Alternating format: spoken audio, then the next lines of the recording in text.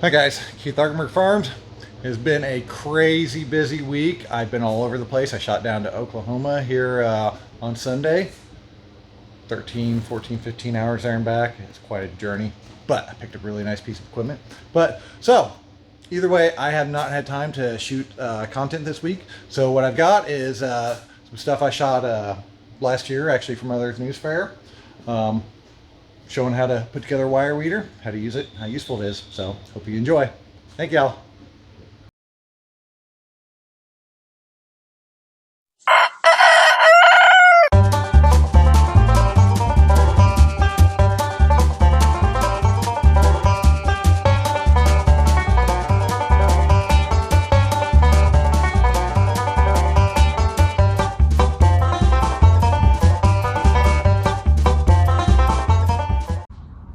This is a wire weeder.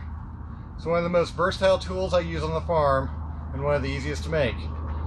It's great for cultivating in between direct seeded crops or also head lettuces as well. As far as I can trace back its origins, it's back to Michael Kilpatrick. He originally just took a piece of wiggle wire off of a greenhouse, bent it into shape, and then duct taped it to a stick. I've gone a little further with this, but I will show you how I made it. All you need to make it, simple stick. I think this came off an old broken rake, or you can use a broomstick or any other kind you have that you can find laying around.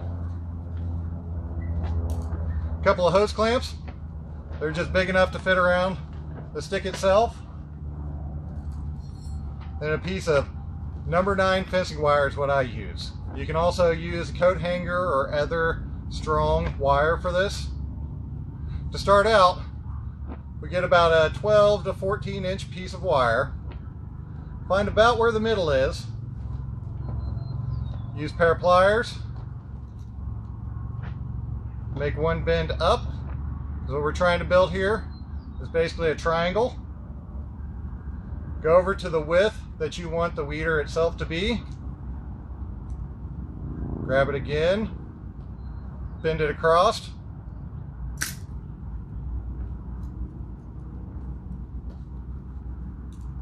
To where I have my basic shape right there. Now we need to bend these 2 tabs up to go on both sides of the pole we have. So we'll go about where the width of the stick we're using is. Make another bend here back the other direction to where we're almost up straight. And then again do that on the other side.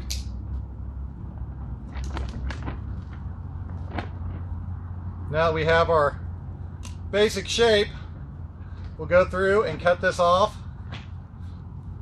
For this number 9 wire, I find it best to use a pair of bolt cutters. I'm just going to cut it even with the other side. Now there's our basic shape. Now with the weeder itself built, we will go ahead and get it onto the stick. First thing is, load both your hose clamps onto the end.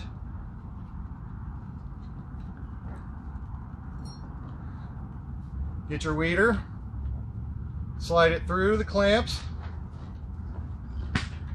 Do the bottom one first. Bring it up just about to where these 2 bends are. First we'll tighten this one down.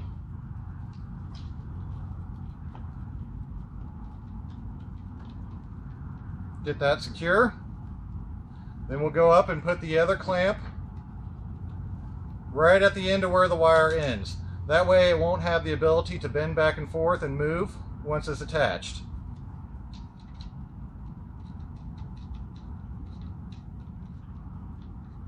And like I said earlier, if you don't have hose clamps or don't want to use them, simple duct tape will work as well.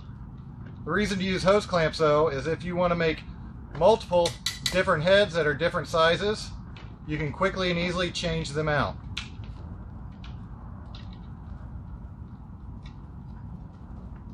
We can also cut off these tabs if we'd like as well. But that is the basics of it. Triangle on the end of a stick. Now let me show you how to use it. Now there are two main ways of using this. One is the walking method, to where you just hold it in one spot and walk.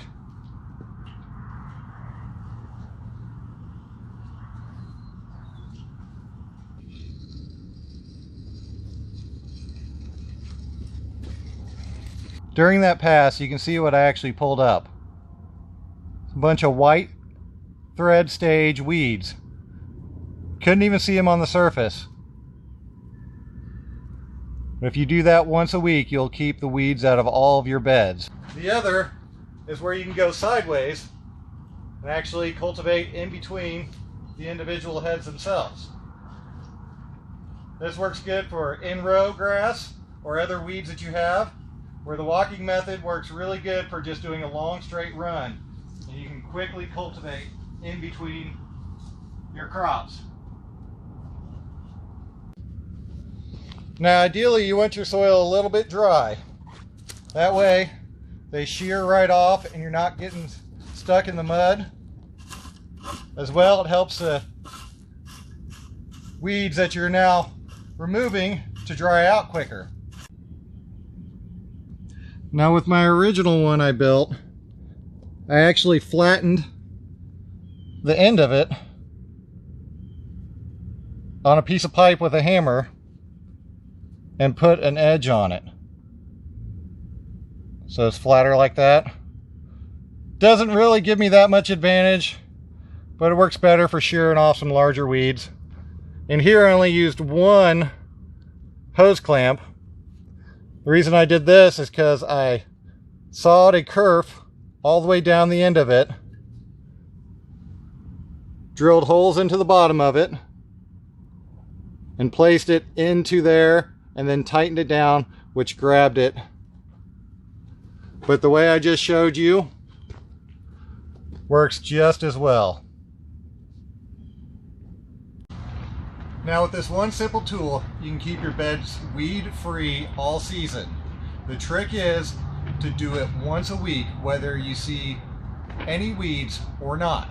That way you get them all at the white thread stage and they never have a chance to take hold.